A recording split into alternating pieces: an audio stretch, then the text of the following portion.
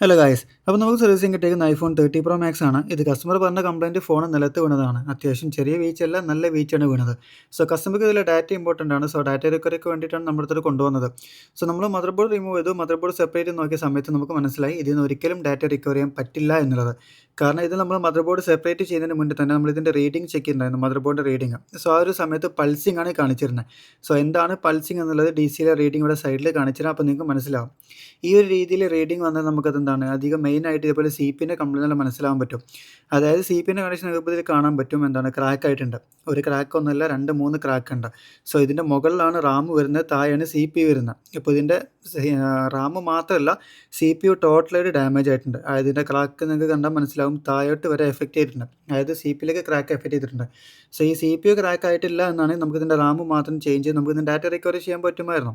പക്ഷേ ഈ ഒരു കണ്ടീഷനിൽ എന്താണ് നമുക്കിതിന് ഡാറ്റ ഒന്നും റിക്കവറി ചെയ്യാൻ പറ്റില്ല.